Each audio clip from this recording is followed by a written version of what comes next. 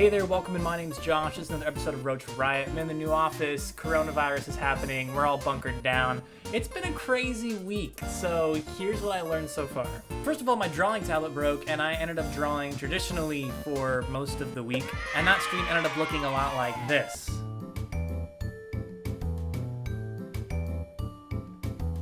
Not too bad, we managed. I literally had to put the tripod up on the desk. It was kind of weird, but you know, I realized I was tired of making excuses of not actually practicing, so I actually drew on paper. And the first one is we just did a bunch of Loomis heads here, so you can see that. Again, nothing really new or groundbreaking, but just the actual act of starting again was good. And then how we actually set things up was that the first 2 hours we would draw warm-ups and practice and actually try to get better, and then for the last hour we would draw anime girls. So this is the anime girl for the first one. And again, they're all using references, and it's pretty surprising. Like, this might sound really lame, because it kind of is, but this was the first time in the longest time that I was able to draw for longer than like an hour and a half. Like, I drew for the entire 3 hours on stream, and having drawn warm-ups and Loomis heads and stuff for 2 hours before drawing this really helped it be a lot better than I was expecting it to be. Moving on from there, I started doing eyes through Proco, and Proco's great. I have too many resources that I know what to do with, so actually sticking through and finishing one of them is a huge goal for me, and Proco is the latest victim I've assigned myself, so I'm gonna go through all the Proco stuff.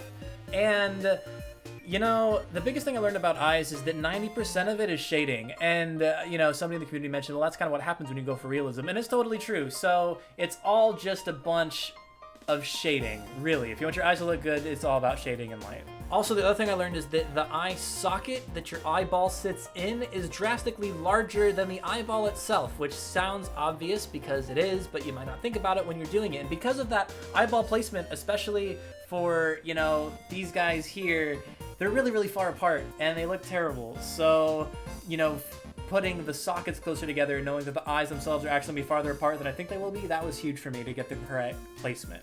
And then here's the anime girl we did at the end of that session. And what's interesting to me is that this one is like the more quintessential anime and less photoreal because the eyes are really thin and they're really long.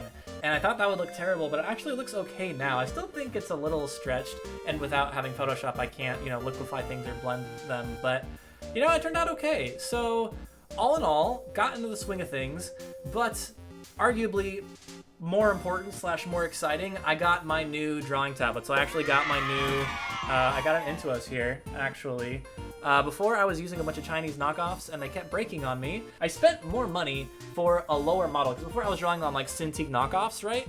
But now I just, for the same price of a Chinese Cintiq knockoff, I can actually just have a regular Intuos. So we'll be doing this in Photoshop going forward. So tune in for that. Link for the streams in the description. Thanks for all your support. Maybe I'll draw an anime girl for you. Whatever you want to draw for the last hour, I tend to do that. So if you're in stream for the last hour, then, you know, chances are I might be able to draw what you want me to draw. As long as it's an anime girl. Alright, thanks guys. I'll talk to you all next time.